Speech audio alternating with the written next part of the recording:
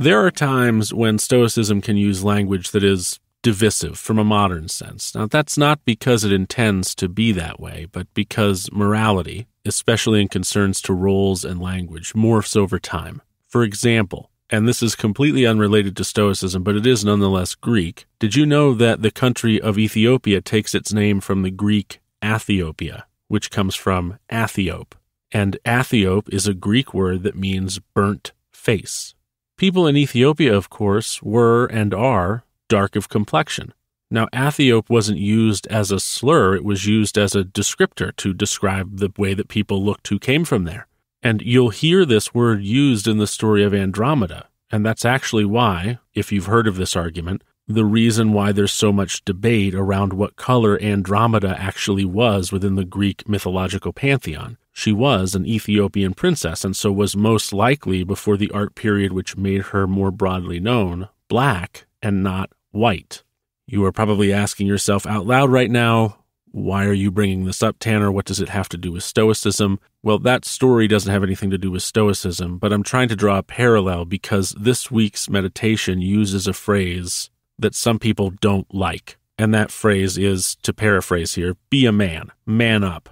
And I want you to know, going into this meditation, that this wording is a function of the time period and not something we should make a fuss about, in the same way that using Athiope to describe people from Ethiopia in ancient Greece, because those individuals were of a darker skin complexion, this is a function of the time period.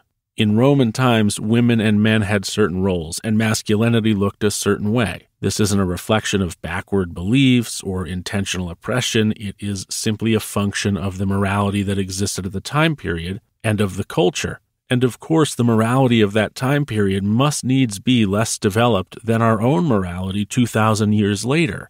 So I'm going to do my best to draw the practical points out of this particular meditation, and I think there are many. But I think in order for me to do that, you're going to have to be willing not to get hung up on the language of 150 AD, and instead give Marcus the benefit of the doubt here. And I think this is especially important if you are a woman listening to this, because Stoicism can seem very much like a man's philosophy. And I don't personally think in my studying of Stoicism that Marcus or any other of the Stoic philosophers would have wanted to preclude women from working to become Stoic sages. I think they would have had a very inclusive mindset about that.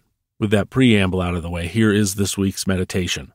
Concentrate every minute, like a Roman, like a man, on doing what's in front of you with precise and genuine seriousness, tenderly, willingly, with justice, and on freeing yourself from all other distractions.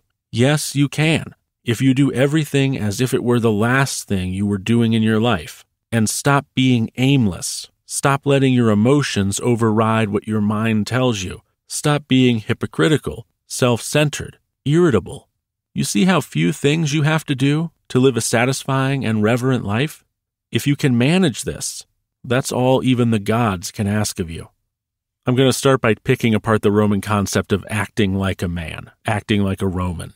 A man, in these times, is focused. He strives to do the task that he is given to the best of his ability, even when circumstances surrounding his efforts are dire or otherwise problematic. The Roman man, in this way, is the epitome of the old British standby, keep calm and carry on.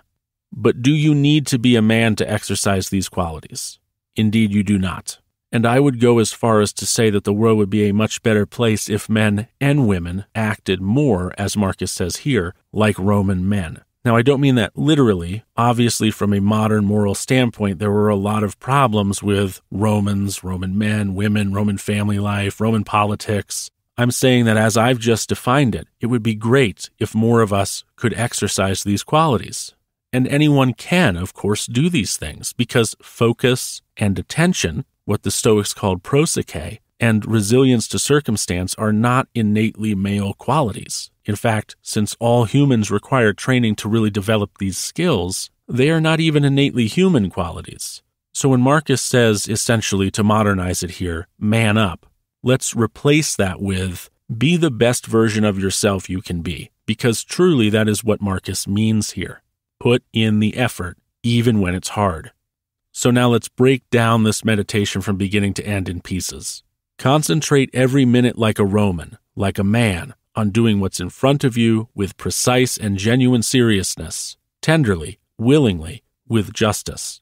It is unbelievably easy to be distracted in today's world. There are alerts, emails, alarms, social media notifications, and talking smart speakers, all of which are vying for our attention every minute of most of our days. Focusing on a single task, the moment you're given it, and keeping your head down, your nose to the grindstone, as it were, to get it done promptly and to get it done well and professionally is something that many of us wish we could do more frequently or at all. We seem to all be doing 100 things at once, and so it takes away from our ability to do anything really, really well. But imagine if we could. Imagine if we could construct a life, a way of moving through our days, which found us doing less, but concentrating and achieving more. What Marcus is telling us to do here is to put the blinders on so we can do the things we need to do, so we can do them well, with care, and with our full attention. So here we have a Roman emperor championing the concept of deep work about 2,000 years before all of today's self-help books began to do the same. 2 millennia before the concept of unplugging.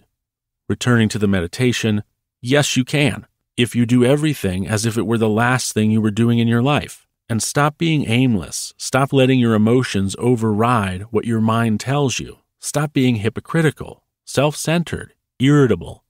Here Marcus tells us that yes, indeed, we can do that which he asks of us, and then goes on to tell us exactly how to frame things so that we can. So he's not just giving advice here, he's telling us how we can follow through on heeding that advice.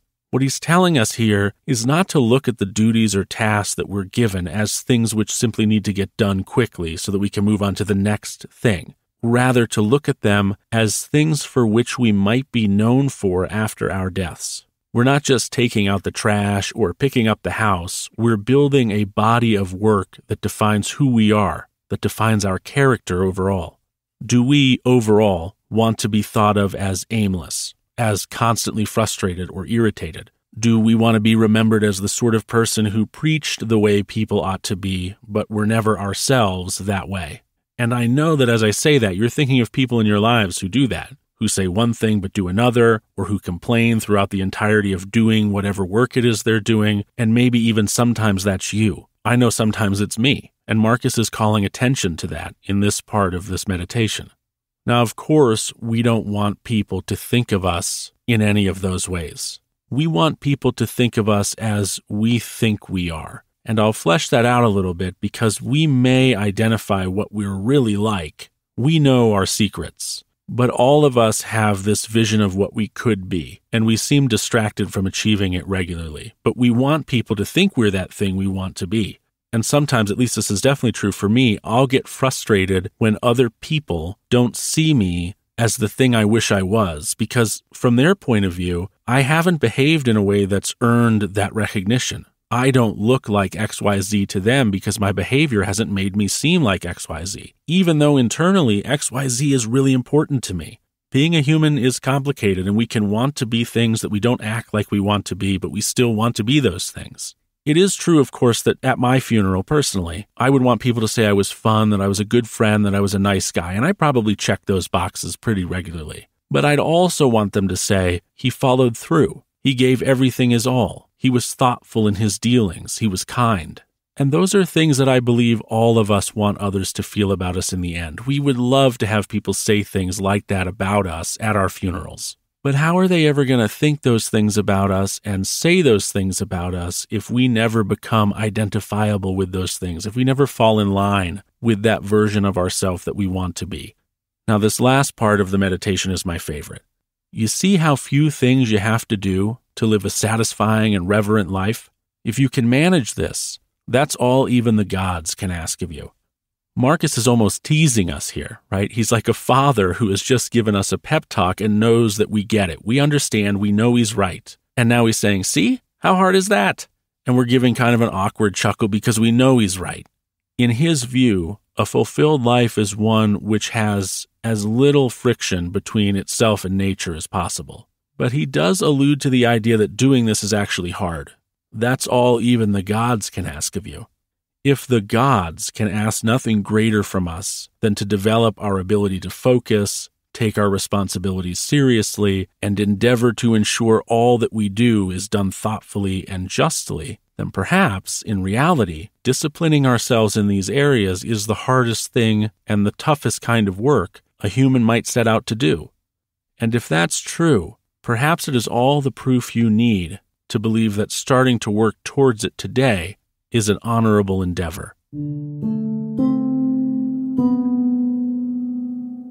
I'd like to thank you for listening to this episode featuring the fifth meditation from Marcus Aurelius from Book 2. It means a lot to me that you all show up here every week to listen and learn with me, and I've gotten a lot of great feedback from all of you in the form of reviews and personal emails, and I just wanted to say that I appreciate that. This is not a project that I monetize. I hadn't really intended on doing that, but a couple of your emails asked me, is there a way I can support doing what you're doing? I don't have an answer for that right now. I'd love, of course, to make money doing this. What a fun way to earn a living. But I don't really have a vision of that that's very clear to me at the moment. One of the things that I am newly considering is a publication that comes out maybe twice a month or once a month, and that delves deeper into a particular topic from that previous month's episodes. This would be a digital publication. It would be delivered probably mostly like a newsletter, and it would cost, I don't know, $5, $6, $7 a month, something like that. One of you suggested a community, but to be quite honest with you, managing a community would be probably untenable for me. I am a very busy person outside of this podcast, and I wouldn't want to start a community and then fail to really serve it in a meaningful way. So I don't think there's going to be a Facebook group or anything like that.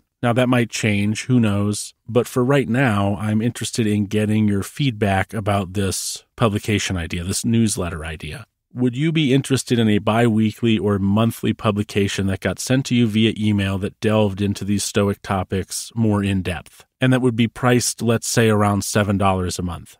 I'm not going to make it a difficult process for you to give me your feedback on this. I'm going to make it very straightforward. You can just go to stoicismpod.com/vote, V-O-T-E, and there's one question there. You don't have to put your name in, your email address, none of that. Just say yes or no. It's really important to me that if you have an opinion on this, that you do actually vote on this question, because I want to know how many no's there are, and I want to know how many yeses there are. I don't want to get 4 yeses and no no's and think, oh, so this is a good idea, but in truth, there are 400 no's that I just don't know about. So if you could take the time, and the link is in the description of this episode, to go to stoicismpod.com/vote and just answer that one question for me, it would be really helpful, and it would prevent me from investing any time that wasn't going to be appreciated or isn't even really wanted. Again, that's stoicismpod.com/vote. Beyond that, of course, thank you again for being here. I can't tell you how good it feels to look at the stats for this podcast and see that there are already nearly 500 of you listening on a weekly basis. That is amazing. I started this because I suspected there might be a need for it, but I really wasn't sure. There are other Stoicism podcasts. This one I feel is a little unique. And to see so many people taking such a strong interest in it and supporting it so quickly is just really humbling, and I want to say again, thank you for being here. It means a lot to me. And that is all I've got for you. So until next time, I hope you have a great weekend, a great week. I hope you can put some of the things you've learned today and in previous episodes to good use, put them into practice. And until next time, take care.